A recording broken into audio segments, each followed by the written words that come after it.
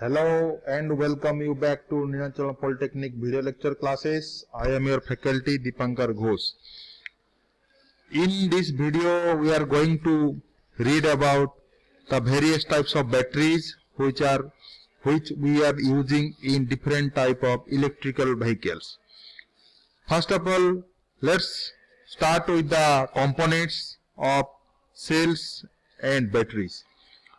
Actually, cells are comprised of three essential components.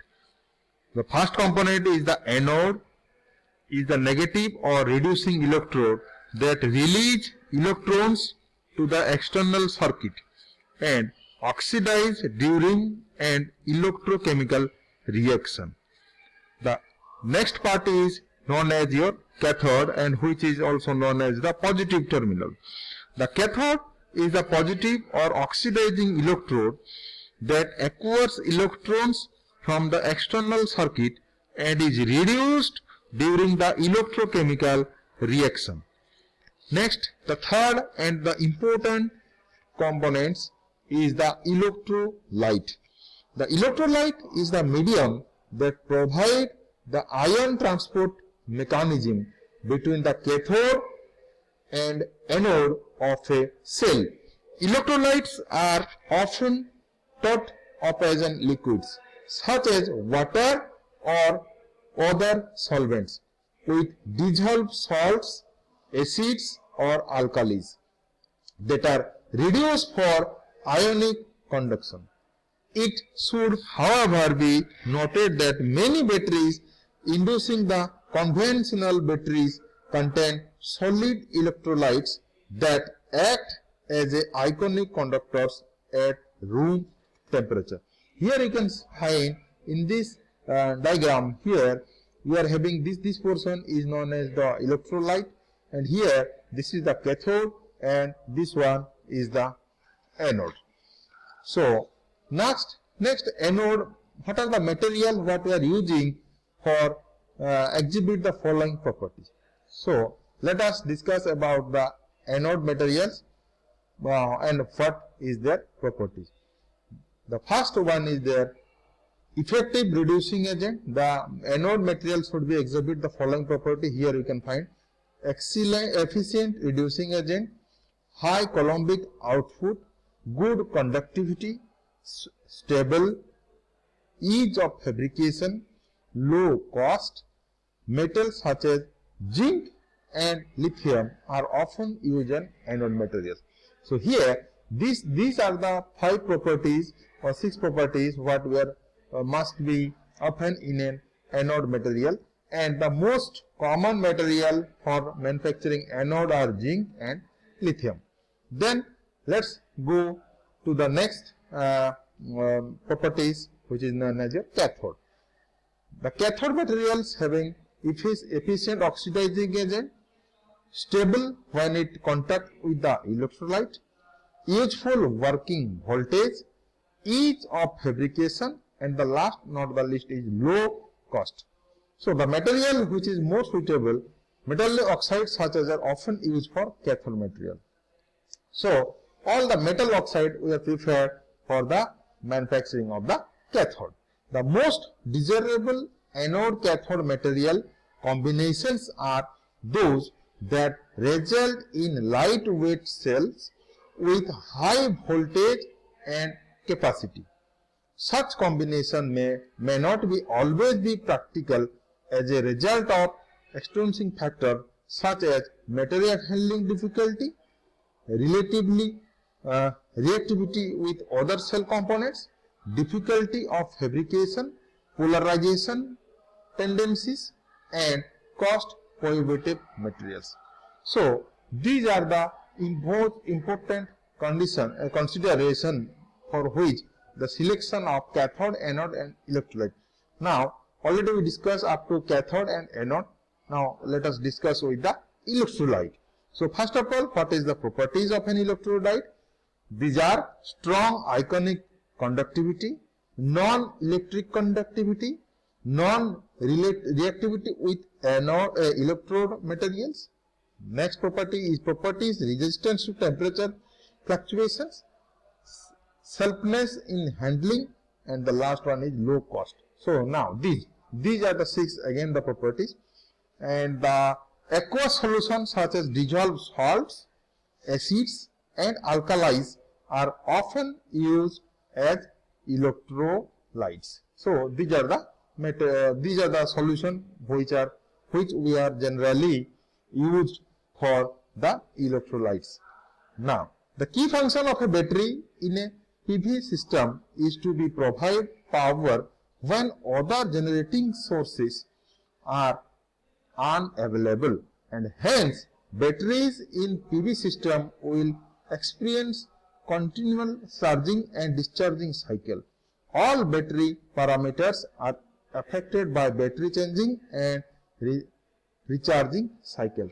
So now let us discuss these are about the battery types and battery types.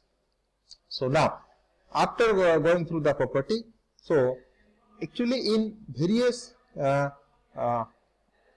electrical vehicles we are often use 4 type of batteries. These are lithium ion batteries, nickel metal hybrid batteries, lead acid battery and ultra capacitors. So let us discuss one by one. So let us start with the first one, lithium ion battery. The lithium ion batteries are currently used in most portable consumer electronics such as cell phones and laptops because of their high energy per unit relative to other electrical energy storage systems. They are also have a high power to weight ratio, high energy efficiency, good high temperature performance and low self discharge. Most components of lithium ion battery can be recycled, but the cost of material recovery remains a challenge for the industry. Next, the next battery what we are using is nickel metal hybrid batteries. Nickel metal hybrid batteries used routinely in computers and medical equipment offer reasonable specific energy and specific power capabilities. Nickel metal hybrid batteries have much longer life cycle than lead acid batteries and are safe and absolute tolerant. These batteries have been widely used in hybrid vehicles. The main challenge with nickel metal hybrid batteries are their high cost, high self-discharge and heat generating at high temperature and the need to control hydrogen low. The next battery is known as your lead acid batteries. Lead acid battery can be designed to be high power and are inexpensive, safe and reliable. However, low specific energy, poor cold temperature performance and short calendar and cycle life impede their use.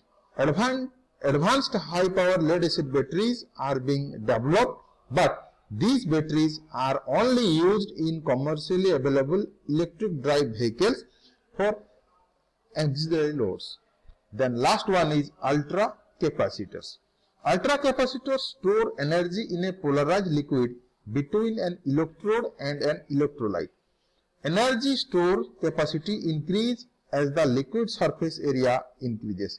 Ultra capacitors can provide vehicles additional power during acceleration and hill climbing and help recover banking energy. They may also be used as secondary energy storage device in electrical drive vehicles because they help electrochemical batteries level power. So last one, let us discuss with the last article which is known as fuel cell. These are the fuel cell. Fuel cell electric vehicles are powered by hydrogen. They are more efficient than conventional internal combustion engine vehicles and produce no tailpipe emissions. They only emit water vapor and warm air. So fuel cell electric vehicles and the hydrogen infrastructure to fuel them are in the early stages of implementation. The fuel cell electrical vehicles use a propulsion system similar to that of electric vehicles, where energy stored as hydrogen is converted into electricity by the fuel cell.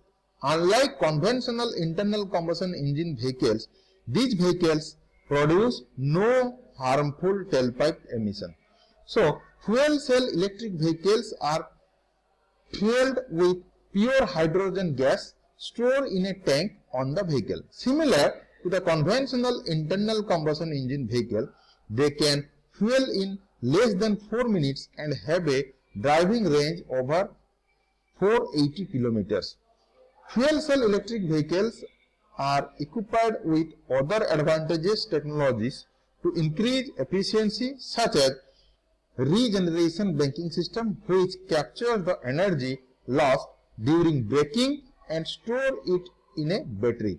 Major automobile manufacturers are offering a limited but growing number of production of fuel cell electrical vehicles to the public in certain market. In present scenario, we are developing this infrastructure and we need the population support. So, this is all about the types of battery, what we are using in different types of electrical vehicles. Then we go through the different types of battery, what we are using in electrical vehicle, and finally the types of battery, and the last article what we read is about fuel cell. So, in this video we will read up to fuel cell. So, see you in my next video. Thank you.